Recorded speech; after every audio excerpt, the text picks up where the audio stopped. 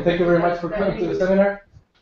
This time we have Claudio Contardo from Universidad, Quebec in Canada, and he will be presenting his work on novel road relaxation for the elementary shortest path problem and the resource constraints. Okay, so what I was telling you before, so it's something I've been working on for the last couple of years. I will present, what I've done till today. So this is like the state of the art on what I've been doing. So I don't know if how many people here are familiar with the elementary shortest path problem and the resource constraints, or shortest path problems and the resource constraints, or simply shortest path problems. Yeah.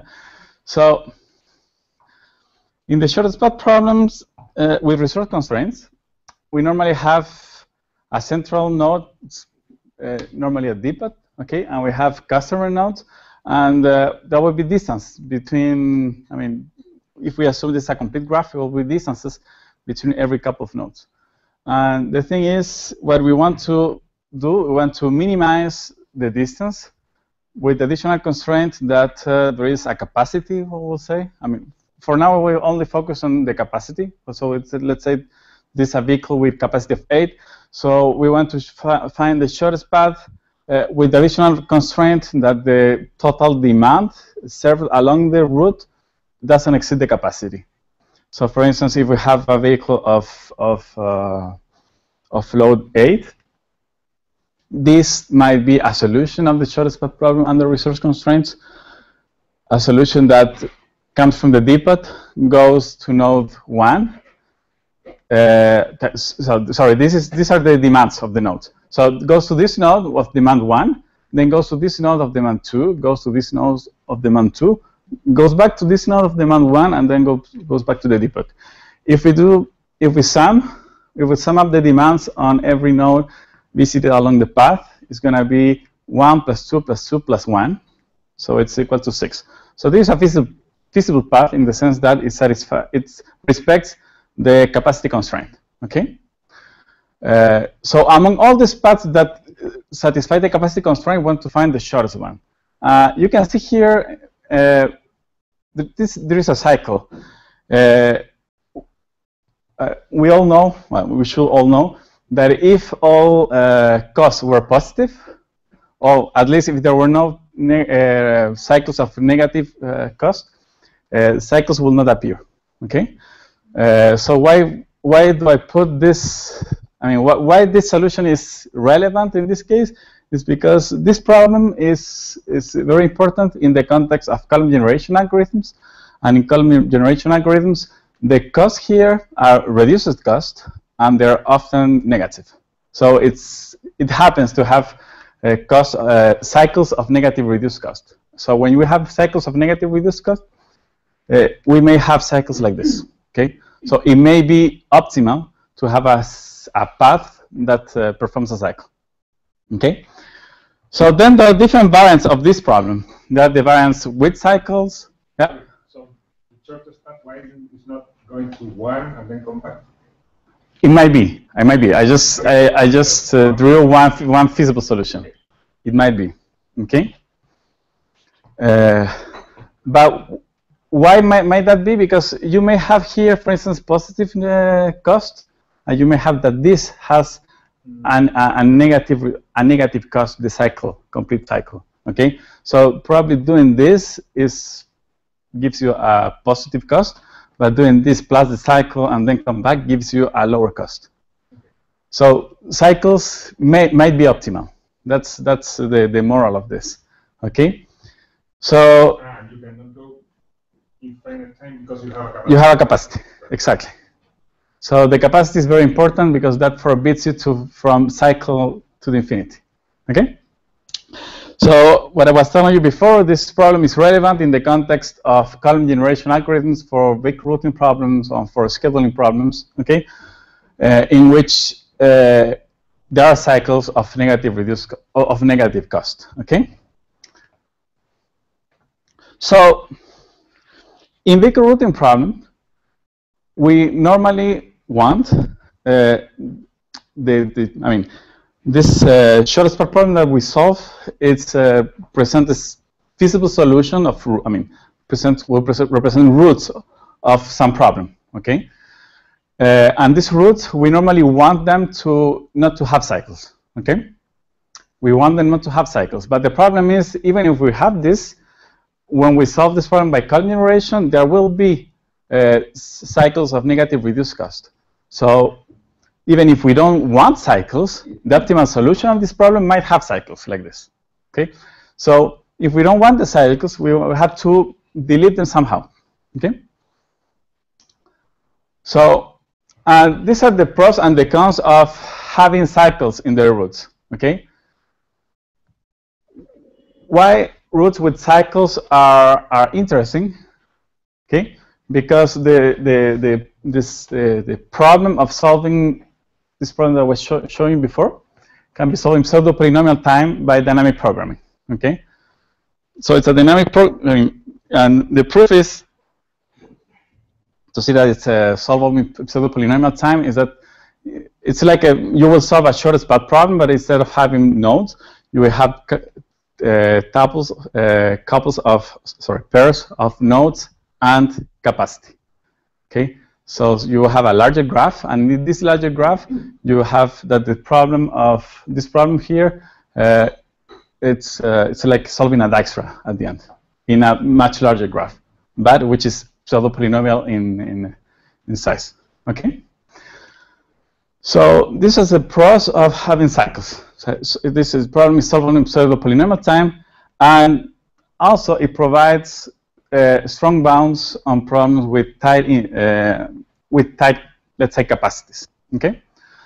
So, and why it provides strong bounds on tight instances? And when I say tight instances, I mean instances where, for instance, the capacity is tight. And what happens? The capacity is tight. That the cycles will naturally be forbidden, because doing a cycle, if the capacity is tight, will not be interesting for the algorithm. I mean, the optimal solutions will have much less cycles. So on tight instances, this problem, I mean, even if you allow cycles, you may end up with optimal solutions that contain very few cycles or no cycles at all. Okay.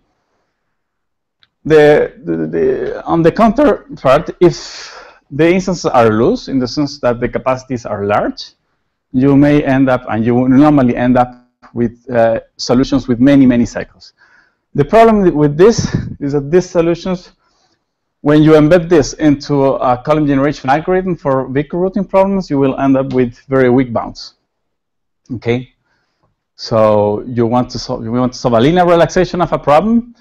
By column generation, you have these two options. You either allow cycles or don't allow cycles at all. If you allow the cycles, the instances are loose, you may end up with very weak bounds. Okay, so there is this.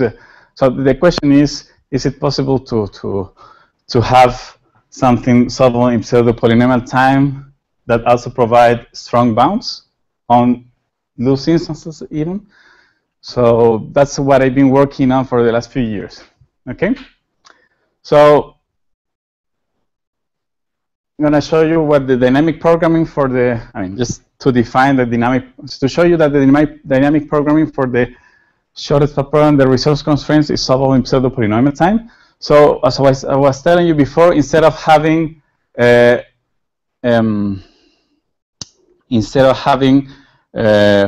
partial, in Dijkstra, you only need to know the shortest distance to a node.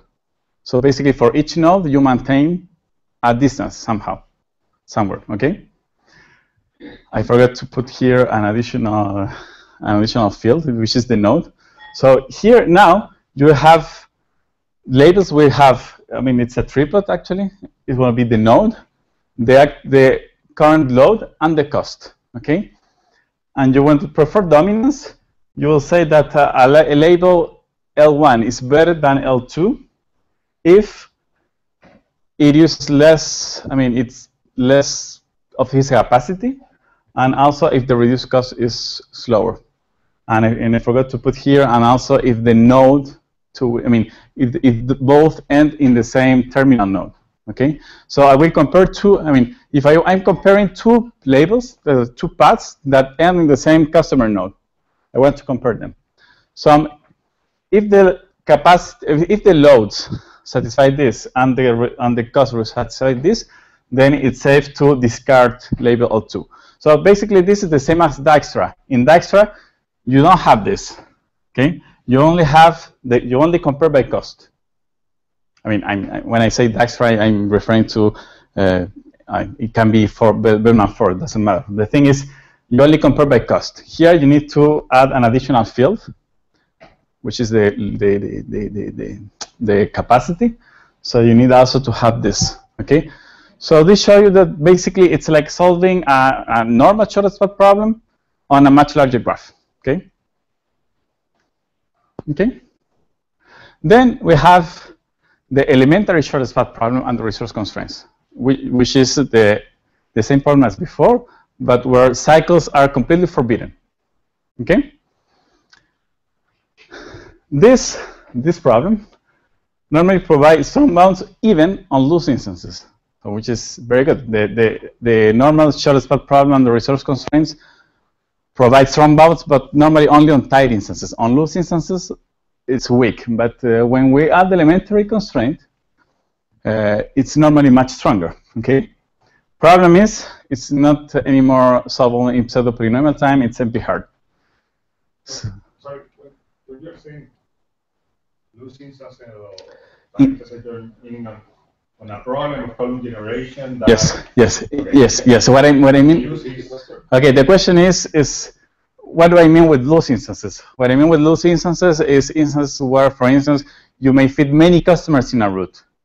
Okay, so the capacities are not tight.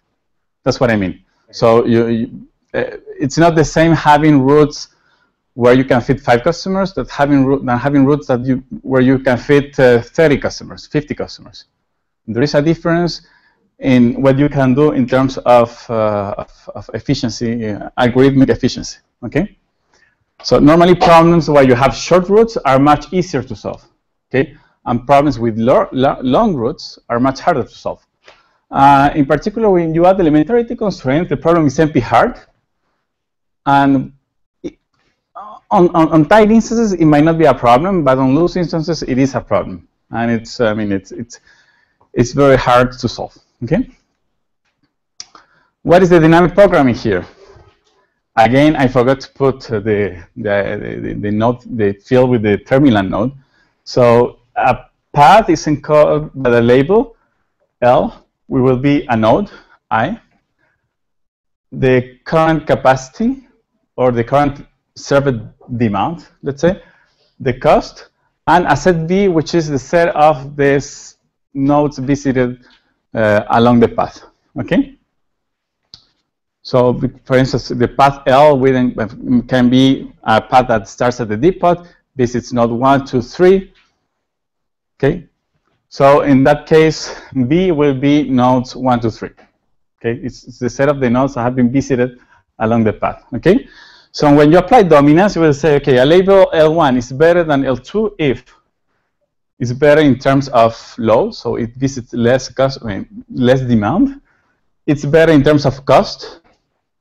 And also, it's better in terms of the paths that I can build in the future. So this is what it means. This means that I have visited less nodes, okay? So there are more nodes that I can visit in the future. So if I have these 3 inequalities here, then I can say that L1 dominates L2. And why the problem becomes why this has a much larger complexity than the previous problem is because of this. Okay, so this makes the state space to be much larger. So I mean, the number of labels that satisfy this. The number of labels that you'll end up building will be a power of 2 at the power of the number of customers, basically. Okay, I mean, it has this the state space is increased in that order. So that's, I mean, this is, but even if this is exponential, it's normally the best that we can do nowadays. Okay. So these are that's the 2 extremes. How do you avoid the cycles? I have the set V where I keep the nodes that I've been visited. I've been visiting. So if I have a label that visited nodes 1, 2, 3, I remember 1, 2, and 3. So I know that in the future I cannot go to 1, nor 2, nor 3. So this field is actually to remember the nodes that you have visited, so you don't visit them again. Okay? So that's how you avoid the cycles. Okay? We're clear? Okay. So then the question is there something in the middle? Can we have the best of both worlds? Can we have low computational complexities as for the shortest path problem with resource constraints, but adding elementarity? And this is what I've been working on for the last few years, and there's some other people who have been working on this, and there's several results of this. So this is the concept of partial elementarity, where you want to forbid short cycles and allow long cycles. Okay. Why you want to forbid short cycles? Because if the forbidden cycles are short enough, okay, this can still be solved in polynomial time. I mean, if you can bound if you can have a bound on the cycles that are forbidden, in a certain sense, in some cases you end up with pseudo-polynomial complexity. Normally it will be larger than the SPPRC, but it's still pseudo-polynomial in time. Okay. The three more classical examples are elimination of cycles of length 2-cycle elimination, elimination of cycles of length k, for k larger than or equal to 3, and the NG root relaxation, okay, which was introduced in 2011. Okay, so this is 1984, more or less. This is 2004. And this is 2011, okay? So you can see how this, how this has been evolving. And all of those three relaxations aim at imposing partial elementarity, to forbidding short cycles and defining the concept of short cycles somehow. So what is a short cycle in elimination of cycles of length 2? Okay? What does it mean? It means that when I'm doing label extensions, okay, so I begin with an empty label in the depot. So I say, okay, I go to node 1, which has a demand of 1. Right, this is the demand. This is the number of, this is the node number. So it's node 1, 2, 3, and 1. This is the same cycle that you had in the first slide, okay? And these are the demands, 1, 2, 2, 1. Okay, so I have the path that goes here. Okay, so I go to node 1 of demand 1. So the demand, I will update the demand to 1, and I will say that it will remember node 1. Okay, then I go from node 1 to node 2. Okay, node 2 has a demand of 2, so I will update the demand, the total demand served by the vehicle to 3. 1 plus 2 is 3, okay, and I will remember nodes 1 and 2. Now this is not a set; it's a pair, okay, it's a tuple, okay, because I need to remember also the order in which these two were visited. So basically, this says that I visit first node 1 and then node 2. Then I decide to go to node 3, okay. So the demand is 2, so I will update here Q to 5. Okay, and I visit node 3. But in elimination of cycles of length 2, I will only need to remember the last 2 nodes visited. So I will remember node 2 and 3 in this order, and I will forget node 1. I forgot node 1, so now in the next extension, I can go and visit node 1. So this is visible. Okay? And so this is a way of, for instance, but here, if I was here, I could not go back to node 2, for instance. Okay, so this is a way of forbidding certain cycles, short cycles. In what sense? In the sense that I will say that a cycle is short if it uses less than 2 arcs, and it's long if it uses 3 or more arcs. Okay. So here I have a cycle, but this cycle is long because it uses 3 arcs. So I had the right to do it. So this is feasible. Okay. But let's say, what happened if I wanted to consider the NG root relaxation? Are you familiar with the NG root relaxation? None of you? No? Okay. So I will tell you what it is. The NG root relaxation is another way of defining short and long cycles. Okay? It's in a different way. So for each node, each customer node, we will define a set of neighbors, which are normally nodes that are close to him. Okay? And these neighbors are, so when we write to a node, for this node, we will only remember the nodes that I've been visited, okay, that I still remember, and that are part of this set, okay? So for instance, when I go from the depot to node 1, this set here tells me that I have to remember node 1, because node 1 is here, so I will remember it, okay? This is not a tuple anymore, this is a set, sorry. So then when I go from node 1 to node 2, the neighbors of node 2, I say it's 1, 2, and 3. Okay. So this says that I will only need to remember nodes 1, 2, and 3. Okay. I have node 1 in my memory. And now I will add node 2 in the memory. So I remember nodes 1 and 2. As I tell you, this is a set. It's not a pair anymore. Okay. When I go from this node to node 3, let's say that the neighbors of node 3 are 3 and 1. Okay. So when I go from this to this, I always remember 1 and 2. But then here, the neighbors are only 3 and 1. So 2 is not here. I can forget it. So I will forget node 2. So node 2 won't appear here. Right? What does this mean? That I don't have the right to go to 1 or 3, but now I could go to node 2 if I want, because I forget it. Okay? I forgot it, so I have the right to go to node 2. But I cannot go to node 1 or 3. So going back to node 1 will not be feasible.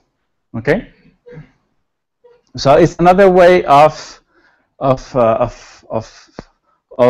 defining short cycles. So here now short cycles will be the cycles that visit nodes that always remember in this case node 1, let's say. Okay, so it's a different paradigm with the same objective. Now, what happens? Why people came up with this NG root relaxation? It's because the GSPPRC provides normally stronger bounds than K-cycle elimination. Okay, for comparable CPU times. So you can have, you will have much better bounds in the same time. Yeah. What does NG mean? Neighborhood. Right? So the second relaxation that I just showed you is normally better than doing elimination of cycles of length 2 or 3 or whatever. To have comparable bounds, you will have stronger bounds with comparable CPU times. Okay. The question is why that happens. Why the NG root relaxation provides stronger bounds, and the answer is because it captures in a better way the concept of short and long cycle. In elimination of cycles of length 2, what I showed you before, a short cycle is a cycle that uses 1 or 2 arcs.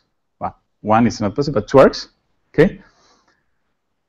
But what I'm implicitly saying, I'm saying that the long cycles or short cycles are defined with respect to the number of arcs used in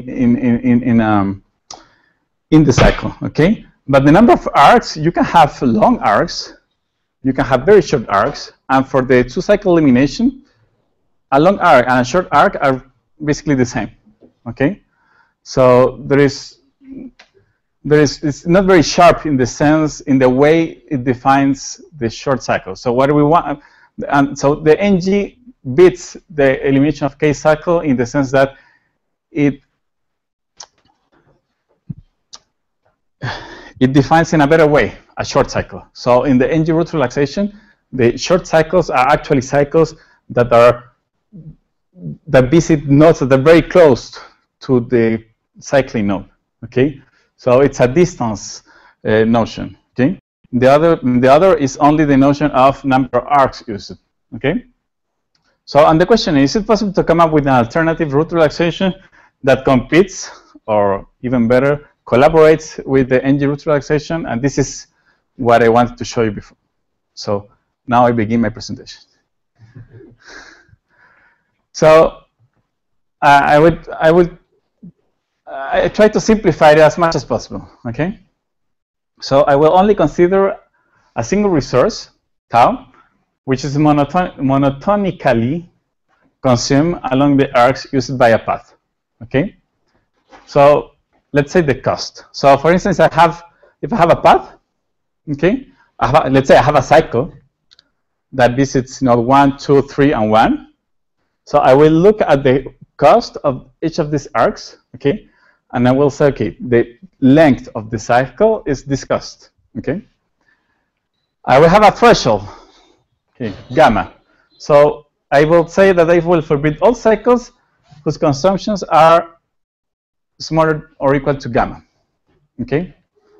So now it's clearer, the notion of distance now, okay. So it's much sharper in a way, the way I define the distance here. So the way I define the length of a cycle, it's really the length of the cycle. Okay. I say here the cost as an example. You may consider another resource which is monotonically consumed. You may have the load. You may have I don't know.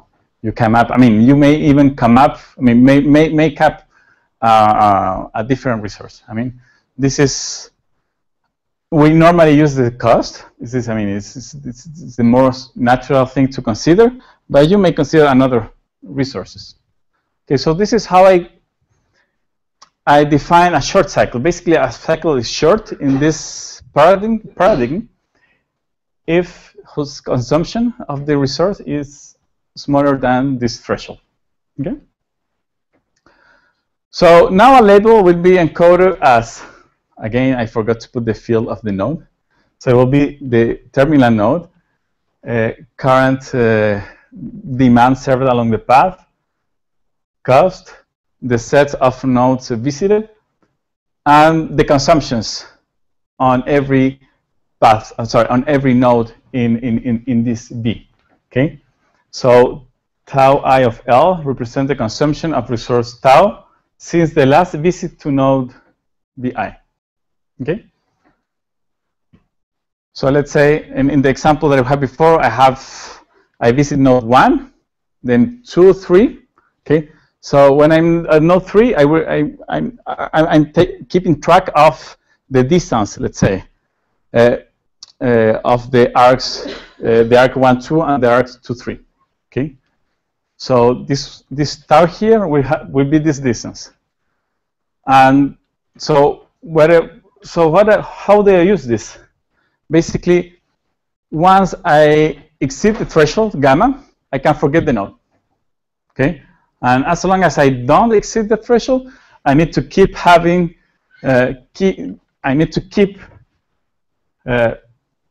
keeping track of these quantities. So basically, now I'm talking from an implementation viewpoint. When you implement this, you will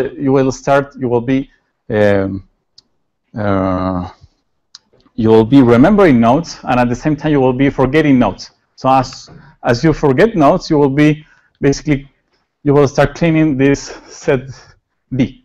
Okay. So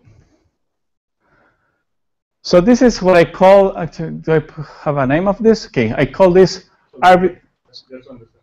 The idea is to do something like, okay, I will forget a node, so that is a node if there are at least, I don't know, 1 hour or 1 kilometer. Exactly. So because all normally in this shortest program, the resource constraints, what we want is to forget nodes as quickly as possible. Okay, why? Because keeping track of, I mean, if you end up with a very large set V, okay, remember when you had in the dominance, you had this. So if you have very large sets V, you will end up with very large, I mean, with too many labels in your algorithm. So you want to limit this as much as possible. Problem is, if you limit it too much, you end up with weak bounds. So you want to have, I mean, something as strong as possible. Okay. So you want to remember the nodes that you need to remember, and you want to forget the nodes that you don't need to remember as quickly as possible. Okay. So this is what you use to remember nodes and to forget nodes. You will need this, and you will need to remember the actual consumptions. Okay. So this is something I've been doing in the last few months. So at first I had a very, this was the first dominance rules that I came up with. Okay. The same as before. You compare the loads, you compare the cost, you will compare the sets V, okay? But in addition now, you need to compare the resource consumptions, okay? The problem with this is, I mean, if your threshold is too large, okay? This is, I mean, the state space related to this can be very large as well, even if these sets are small, okay? Because you need to have this dominance here, okay? So this was the first dominance rule that I came up with. I mean, it's I call it the dummy dominance, but you can do much better than this. So this is the second dominance. It's what I call strong dominance, and I call them one-to-one dominance, and I tell you why in a couple minutes. So here I'm comparing two labels, L1 and L2. So I say that L1 is better than L2 if it's better than L2 in terms of load, in terms of cost, in terms of the memory, the nodes that I remember, and in terms of the resource consumptions. Okay. Strong dominance is the same as before, but I just forget about this. Okay. I will say that L1 dominates L2 if it's better in terms of load, it's better in terms of cost, and it's better in terms of the nodes. It can still be, I mean, it's still not necessarily solving pseudo-polynomial time if these sets V are of arbitrary size, okay? But it's much sharp, I mean, it's much more efficient than this. Okay, having this is very, very, very bad for the algorithm. Okay. So this dummy dominance. I mean, there are two theorems that for the correctness of this dominance rules. This first theorem is for the dummy dominance, and it's the theorem that says that the dominance is correct in the classical sense, and I tell you why. So basically, when we do a label algorithm for a shortest path, what we want is to keep at the end, or to have at the end, labels are that non-dominated. Okay. So you will be doing label extensions, and you will start dominating labels. Okay. So a correct dominance rule is a dominance that allows you to keep as non-dominated at least the best possible path. So this tells you why. This tells you what? That if you have any label, L, that might be dominated, we don't know, the dynamic programming algorithm using this dominance generates at least one non-dominated label, okay, such that dominates L, that is at least better than L. So you will always, I mean, you may have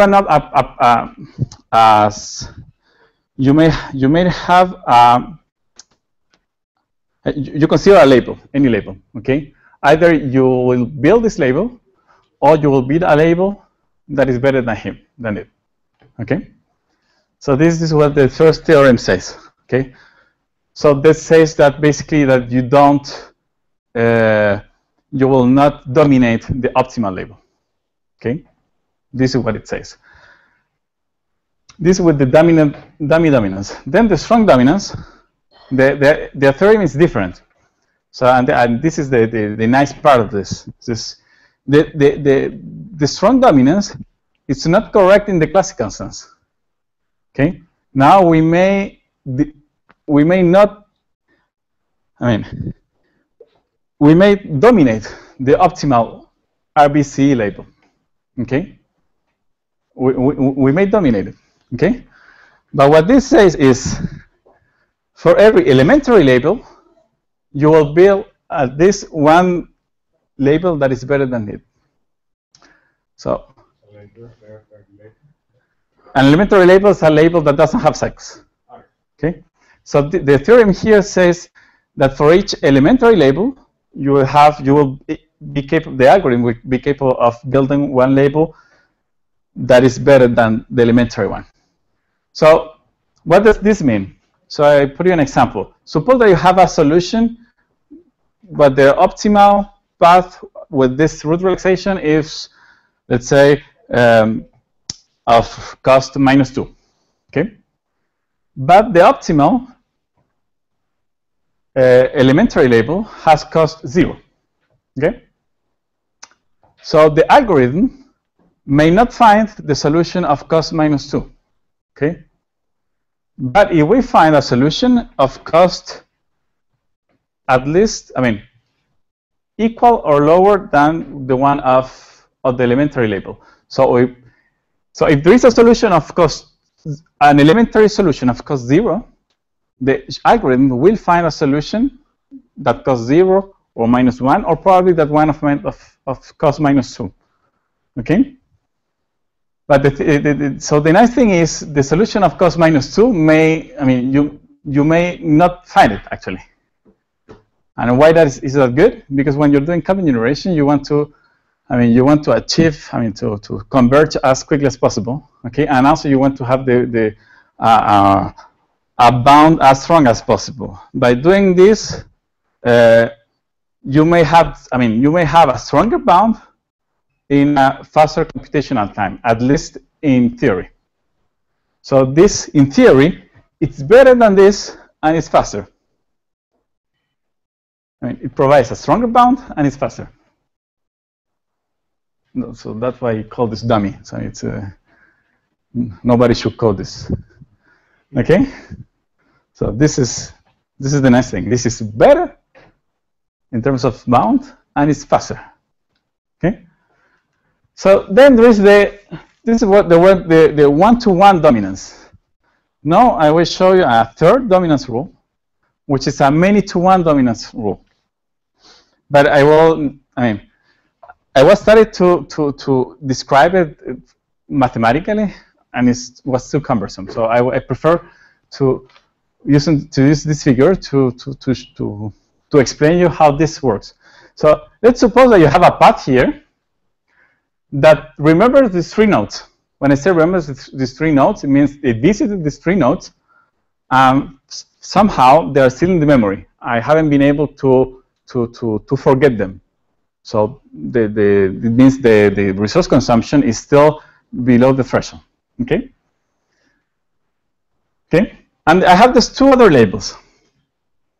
This label and this label. So this also represents the nodes that are remembered by this label.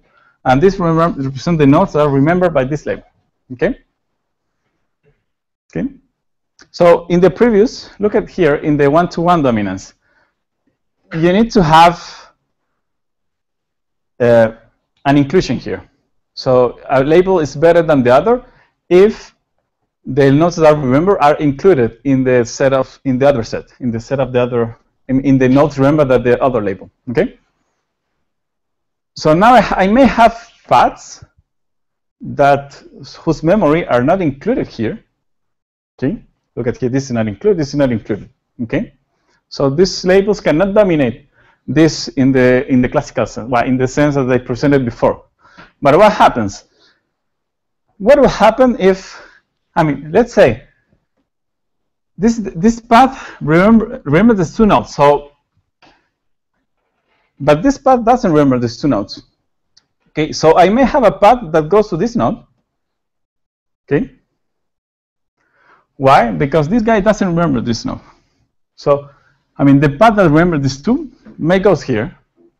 And if it's capable of going here and then to these two nodes, I'm fine. In the other sense, if I go here, this path doesn't remember this guy. So I can go here, and if I'm capable of doing this and then this and this, I'm fine. Okay, I could put this in a more mathematical way, but it will be too cumbersome to write. So the thing is, I can use here. I put two labels, but I might have actually collections of labels. Okay, where you have labels that almost dominate this one, and they don't dominate it by one or two nodes. Okay, so but if you have enough of these labels, okay, you can have this. I mean, just 2 or 3 or more labels won't be enough to say, okay, I can go to this node, and from this node I can go to the other nodes in some other label. It's probably not too clear from what I'm saying. I don't know if some of you see it. It's not too clear, probably. For me, it's clear about because label means one a partial path. Than the other. Exactly. So why this one is better than the other? The thing is, let's assume that these two paths are better than this in terms of capacity and in terms of cost. The only problem is that their memories are not included. Okay, so the sets V are not included. So this is the set V of one, this is the set V of the other. Okay, so that's why they cannot dominate. But in terms of capacity and cost, let's assume that they are better. Okay. So I'm only losing here the part of the sets V. So what I'm saying is, if I have this, if these two labels are such that I can go here, and then from this node I can go to any of these two, and I can go, for instance, here, and from this I can go to any of these two. It's a little bit more complicated than this. I mean, but this is the idea. If you have this, then these two labels dominate this one. Okay, and this with two labels, but it can be with, I mean, with an arbitrary number of labels. I mean, there is a condition that you can extend to say that a label here can be dominated by many other labels. Okay, so this is what I call many-to-one dominance rule, because you will dominate one label using many others. Okay. Okay.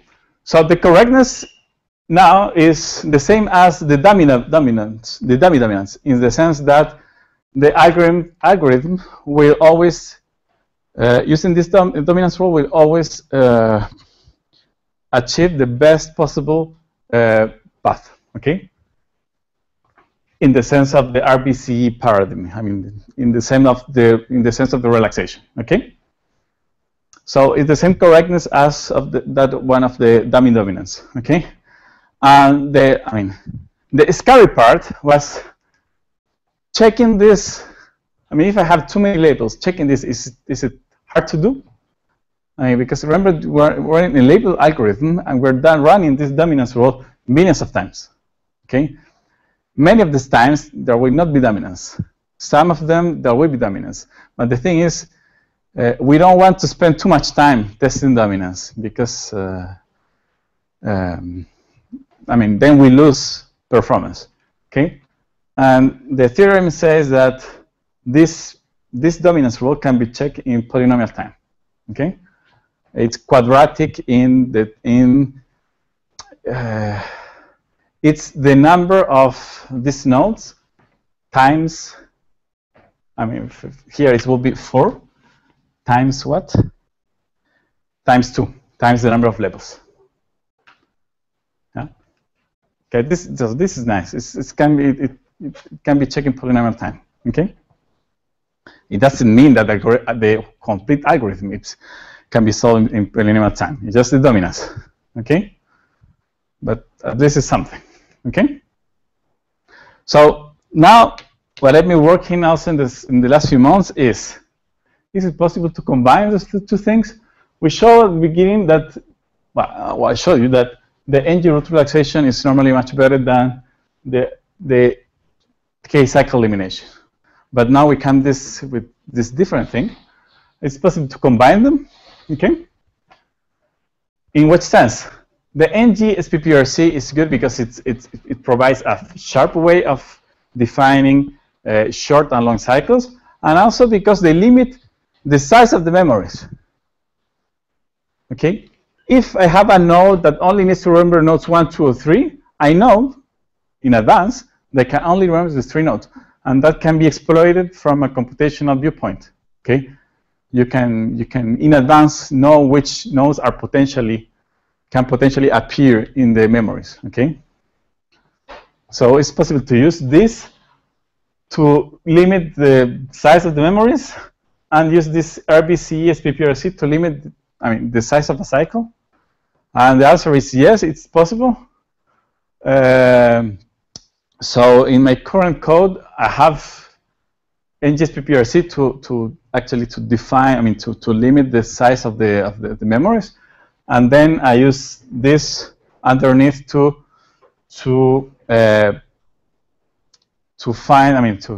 define short and long cycles. Okay. Another question is it possible to extend this scheme to multiple resources? And the answer is yes, it's possible. Okay. So let's say in the examples I show you, I've been talking about the cost. The length of a cycle is the cost. But you may consider another resource, like, for instance, the load, the vehicle capacity. So if one wants to consider simultaneously 2 or more resources, okay, that are monotonically consumed along the arcs of the path, basically, we propose 2 options. One is forbid the cycles that are short with respect to all all the resources, or forbid cycles that are short with respect to at least one of the resources. Okay. So these are like these 2 provide 2 different schemes. So it's one or the other. Okay. The thing is, it's possible to extend all the things that you showed you before to consider multiple resources in one way or the other. Okay. Another question is it possible to embed this into a DSSR scheme? I don't know if you know what is decremental state space relaxation. Okay, I will explain you. I will back to the previous slide so you don't get confused with the next slide. So decremental state space relaxation is the following. Suppose that you at first you ignore all the elementarity constraints. You end up with what? With roots with cycles, with any type of cycle. This, the optimal solution of this provides a lower bound on roots with cycles. If I have roots, if I have roots where I can have an arbitrary number of labels, I have basically my solution space is larger than if I consider just a limited number of, if I consider like feasible only a limited number of cycles. So the more the cycles I allow, okay, the worse are the bounds. So basically it means that you end up with lower bounds. Okay, so you can use that in what sense? So you can use it in an iterative algorithm. So you at the first you ignore all the cycle, it's all the elementarity constraints. Okay, and what you do is you increase the memories, or you enlarge you start forbidding cycles dynamically. Okay, so that is decremental state space relaxation. So is it possible to do it for this scheme where you consider the length of a cycle as the consumption of a resource along the arc? Yes, it's possible. So basically what we do is we consider, before we had a threshold which was a gamma. Now we have this gamma will be a gamma, but for each node. So okay. I mean, it may be the same gamma. So if my gamma is 10, now for each node we have a gamma of 10. But I will initialize this not with 10, but with -1. So this means basically that every node is, every cycle is allowed. Why -y? Because every cycle, I mean, we have a size of at least 0. So if I have a threshold of -1, it means that I will allow that cycle. So every cycle will be allowed. Okay? So what I will do is, dynamically, I will start increasing this gamma I. So each time I detect an invisible cycle, I will look at the length of the cycle, okay? And I will increase the gamma to the length of the cycle, okay? This is this. So if an invisible cycle of this length is identified, I will set up the gamma to this value, okay? So in every iteration, I will increase the gamma for some nodes. It can be for several nodes simultaneously, okay? In addition, something else that you can do is you can consider now neighbors or neighborhoods that are not for every node, but actually for every arc. So we can say every arc will remember some candidates of nodes, okay? So this is sharper than the traditional GSPPRC in the sense that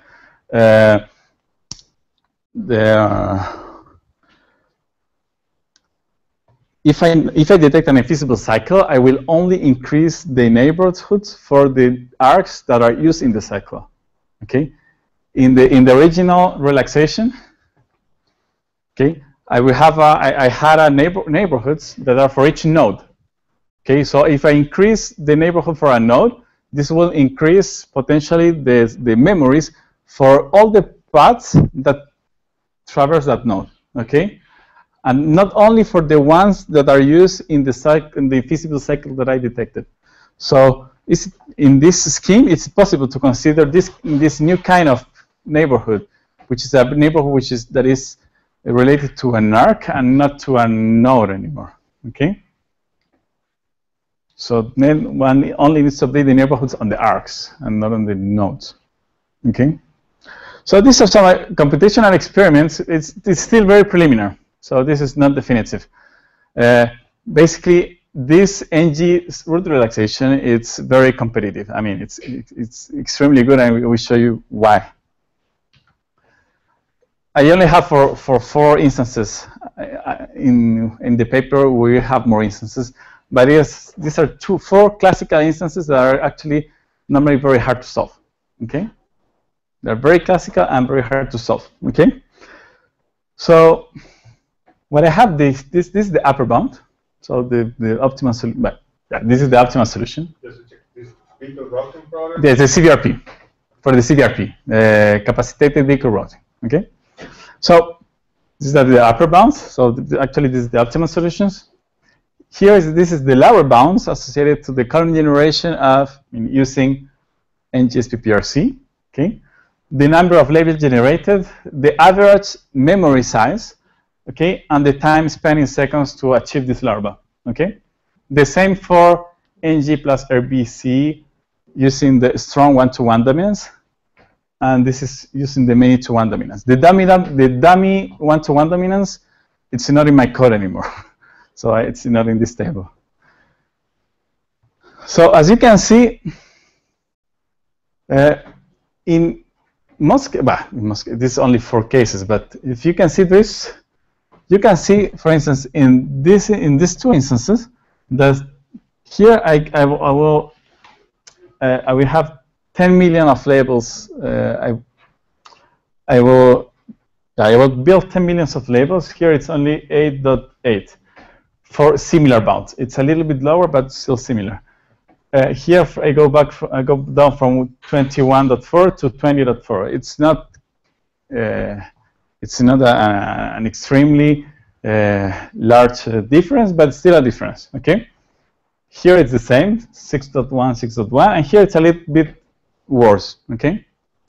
So in terms of the memory size, here it's larger, but in the other ones it's a little bit lower. From 1.5 it goes down to 1.47. From 1.86 it goes down to 183, and from 113 to 111. It's not a dramatic difference. And the problem is the times are a little larger. Okay, so from 14.7 I go up to 21.3. From 21.6, even if I have less labels, memories of, smaller memories, I still have larger CPU times. I will tell you why. Same here. I go from 87 to 108.6.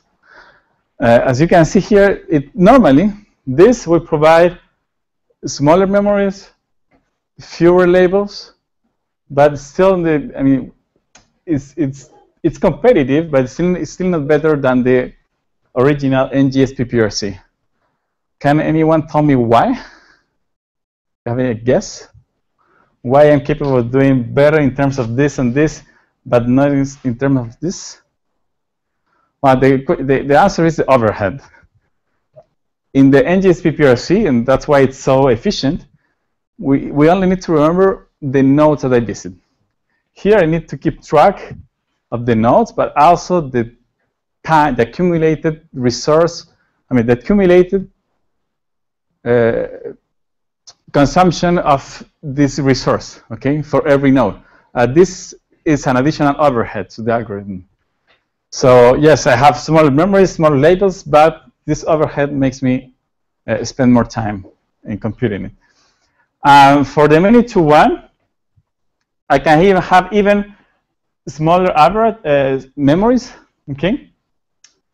But if you see, the number of labels is still comparable, but the times are normally larger. Actually, the last instance, it cannot be solved in a time comparable to this. So here I spend 1,000 seconds more or less, and this after 10,000 seconds still doesn't finish.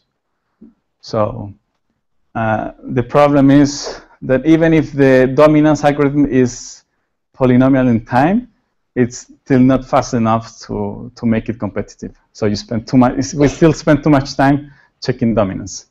Okay. So what are the good news? We have something that is sharper in the sense of the number and the memories of the nodes that I remember. We still need to make it more competitive to the GSPPRC. There's a very good news that it's not shown in these tables. I didn't want to show you too many things.